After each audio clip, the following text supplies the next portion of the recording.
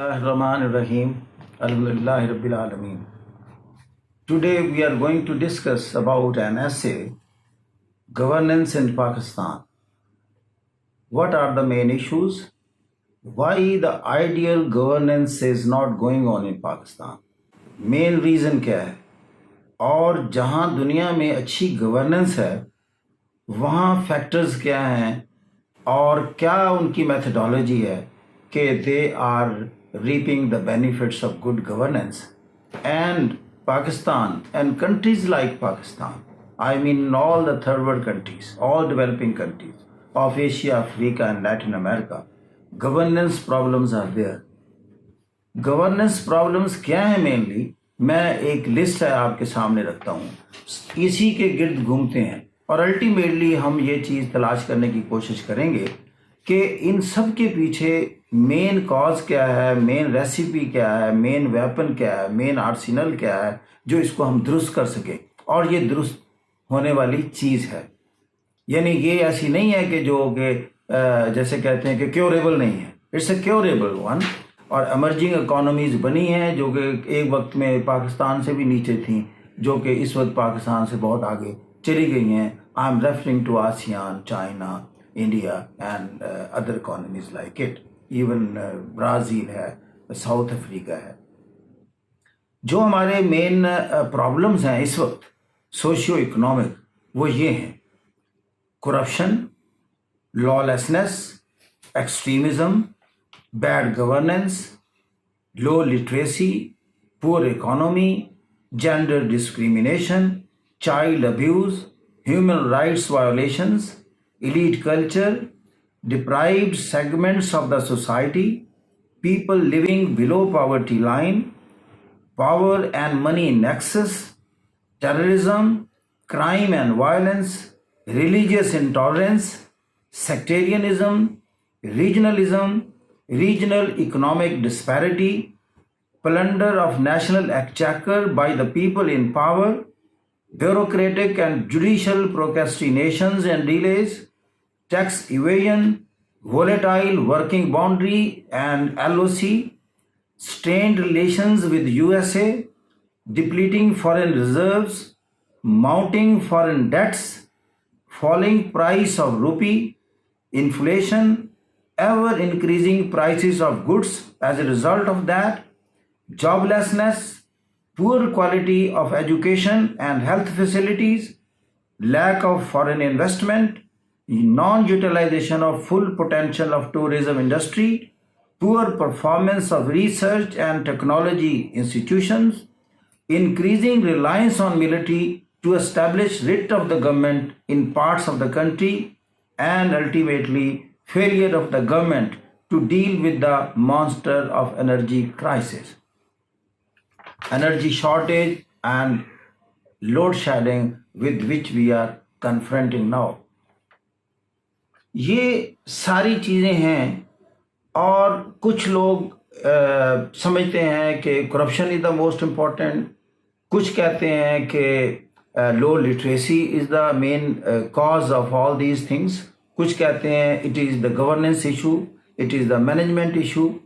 تو جب ہم یہ چیزیں دیکھتے ہیں تو میں ایک اور اینگل سے اس کو جب اسٹڈی کیا کہ ویسٹ میں امریکہ, یورپ, آسٹریلیا, نیوزی لینڈ جسے ہم ویسٹ کہتے ہیں, یا ایمرجنگ اکانومیز میں کچھ لوگوں نے بیٹر پرفارم کیا, جیسے ساؤتھ کوریا ہے, تو سنگاپور ہے, ملیشیا نے بھی اچھا پرفارم کیا مہاتما محمد کے دور میں.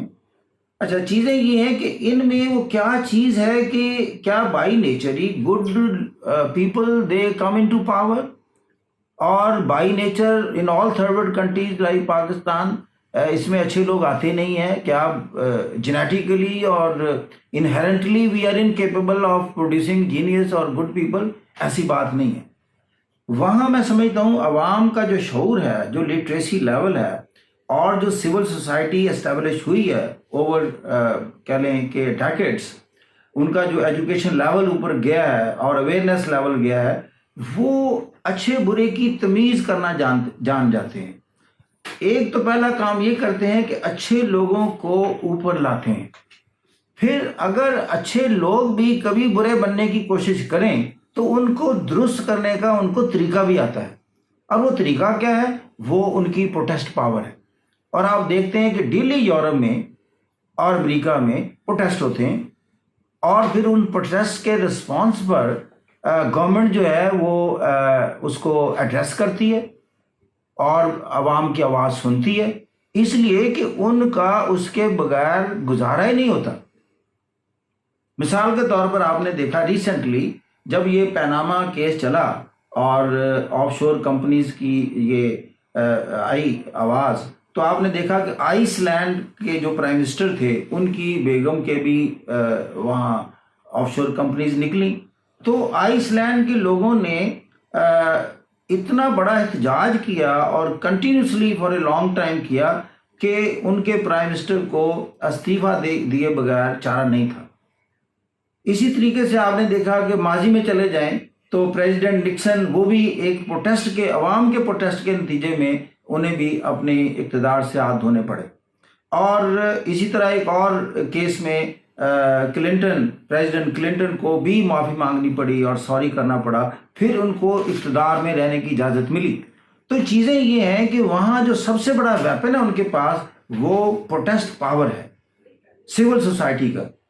اس لیے یہ ایجوکیشن نے، میں کہا کرتا ہوں کہ ایجوکیشن بیسیکلی دو چیزیں انسان میں پیدا کرتی ہے، ایک awareness about their own rights and about the duties of those who are in power, اور دوسری پیدا کرتی ہے courage to fight for the rights. یہ بولڈ ہو جاتے ہیں، آواز اٹھاتے ہیں اور سڑکوں پر آتے ہیں اور حکومت سے اپنے حقوق اور وہ جو ان کے رائٹس ہیں ان کو وہ لیتے ہیں۔ حکومت کو، کیونکہ حکومت انہی کی وجہ سے بنتی ہے اور حکومت ان کو رسپونڈ کیے بغیر، ایڈریس کیے بغیر جو ہے وہ نہیں اس کا کچھ آ رہا۔ تو بات مختصر یہ کہ وہ اچھے لوگوں کو اوپر لانے کی صلاحیت رکھتے ہیں اور پھر ان لوگوں سے کام لینے کی صلاحیت بھی رکھتے ہیں کہ ان سے کام کیسے لینا ہے۔ اور جتنی یہ تھرڈ ورلڈ اور غریب ممالک ہیں اور ہمارے جیسے ہیں، وہاں نہ یہ شعور ابھی پیدا ہو سکا ہے اور نہ یہ ابھی اپنی جڑیں پکڑ سکا ہے کہ اچھے اور اچھے کریکٹر کے لوگوں کو یہ اقتدار میں لائے اور پھر ان کو اچھی حکومت کرنے پر مجبور کرے۔ رزلٹ اس کا کیا ہے؟ ان کے تمام پبلک سیکٹر جو ادارے ہیں وہ خسارے میں جاتے ہیں۔ یہ خسارہ کیسے پیدا ہوتا ہے؟ یہ لوٹ کھسوٹ سے ہوتا ہے۔ اس کو ہم کہتے ہیں plunder of the national exchequer by these people who are in power. دیکھیں اب پاکستان سٹیل مل کئی ڈیکڈ سے خسارے میں ہے، پی اے اے بہت عرصے سے خسارے میں ہے، واپڈا بہت عرصے سے خسارے میں، ریلویز بہت عرصے سے خسارے میں ہے، اسی طرح کے کئی اور سرکاری ادارے۔ اگر کوئی پرائیویٹ بزنس ہے کسی بھی حکمران کا، وہ خسارے میں نہیں ہوگا، لیکن جب ان کو پبلک سیکٹر ادارے دے دیے جائیں جس کا وہ کلیم کرتے ہیں، دعویٰ کرتے ہیں اگر آپ ہمیں اقتدار میں لائیں تو ہم یہ سارے خسارے دور کر دیں گے۔ جیسے لوڈ شیڈنگ ہی پاکستان کا بہت بڑا مسئلہ رہا ہے اور اس وقت بھی ہے، انرجی کرائسس۔ کتنی حکومتیں آئیں، دعوے کیے، کلیم کیے، اقتدار دیں، ہم اس کو درست کر کے دیتے ہیں، ہم فلاں 6 ماہ میں کر دیں گے، 1 سال میں کر دیں گے، 2 میں کر دیں گے، الٹیمیٹلی 5 میں تو ضروری کر دیں گے، لیکن نہیں کر پائے۔ وجہ یہ ہے کہ اب عوام میں کیا یہ شعور بلڈ اپ ہوتا ہے کہ یہ کیوں نہیں کر پاتے؟ ان کے جو ایریاز آف انٹرسٹ پھر کیا ہیں، ان کی ترجیحات کیا ہیں، پرائرٹیز کیا ہیں، ان کے اپنے جو پرسنل ایسٹس ہیں وہ اگر بڑھ رہے ہیں اور نیشنل جو ایسٹس ہیں وہ سکویز ہو رہے ہیں، اس کی وجہ کیا ہے؟ جب عوام میں یہ شعور نہ ہو تو یہ پھر جنت بن جاتے ہیں تھرڈ ورلڈ کے ممالک کرمینل حکمرانوں کے لیے، اور یہ جنت بنے ہوئے ہیں۔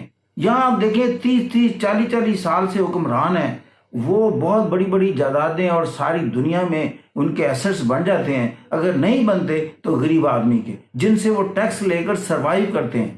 آپ اندازہ لگائیں کہ یہ آپ 100 روپے کا لوڈ لینے جائیں تو آپ اس کے 20 روپے کے قریب آپ کو ٹیکس دینا پڑے گا، اور 100 روپے کا لوڈ کوئی امیر آدمی نہیں لیتا۔ یہ غریب آدمی کا ایک انداز ہے کہ وہ 100 روپے کا لوڈ ڈلواتا ہے۔ تو ان ممالک میں, ہمارے جیسے ممالک میں 100 روپے پر بھی ٹیکس وصول, گویا کہ اس غریب سے بھی ٹیکس وصول کیا جاتا ہے. اور وہ ٹیکس کہاں لگ رہا ہے؟ ان اداروں کے خسارے دور کرنے میں اور حکمرانوں کے بیرونی ممالک کے دوروں پر خرچ اٹھانے میں. اور اتنی بھی نہیں ان میں ایبلٹی ان عوام میں کہ وہ 100 روپے پر ٹیکس ہی معاف کروا لیں. اور اسی لیے میں کہتا ہوں یہ کریمنلز کی جنت ہے یہ ممالک. اور جہاں تک پھر دوسرا بڑا امپورٹنٹ چیز ہے کہ لا اینڈ آرڈر سچویشن قائم کرنا. ہمارے دیکھا ہے کہ آپ نے گورننس کا ایشو میں بتا رہا ہوں سول حکومت کے, کہ کراچی بہت عرصہ گورنیبل نہیں رہا. Writ of the government non existence تھی. وہ پارٹیاں جو کراچی سے جنم جنہوں نے لیا وہ بھی یہاں رٹ قائم کرنے میں ناکام ہوئی, بلکہ انہوں نے اس کو لا لیسنس میں اس کے اضافہ کیا. اس کے باوجود ان پارٹیوں کو اقتدار میں رکھا گیا, اور اس لیے رکھا گیا ان کے شر سے ڈرتے ہوئے اور اپنے اقتدار کو دوام بخشنے کے لیے. پتہ ہے کہ یہ اس قابل نہیں ہے, بلکہ یہ کراچی کے مسائل میں اضافہ کرنے کا سبب بنی ہے, لیکن ہم مجبور ہیں. تو پھر گویا کہ نیشنل انٹرسٹ کو ایک طرف رکھ دیا گیا اور پرسنل انٹرسٹ اور پرسنل اقتدار کو مقدم جانا اور آگے رکھا, اور رزلٹ کیا ہوا؟ کراچی ناقابل رہائش ہو گیا, کراچی ناقابل حکومت ہو گیا. اور الٹیمیٹلی آپ کو کیا کرنا پڑا؟ You have to call the rangers نے وہاں ریٹ اسٹیبلش کی. گویا کہ سول حکومت نے اپنے فیل ہونے کا ثبوت دے دیا. کیا کسی نے معافی مانگی کہ ہم نے دعویٰ کیا تھا اس کو درست کرنے کا؟ ڈیکڈز کے حوالے سے جتنے بھتے لیے گئے, جتنی ٹارگٹ کلنگ ہوئی, اور جتنے لوگ اغوا ہوئے, جتنے موت سے ہمکنار ہوئے, کیا اس پر کسی نے سوری کیا؟ رینجرز نے اس کو گورنیبل کر کے حکومت کے سپرد کیا.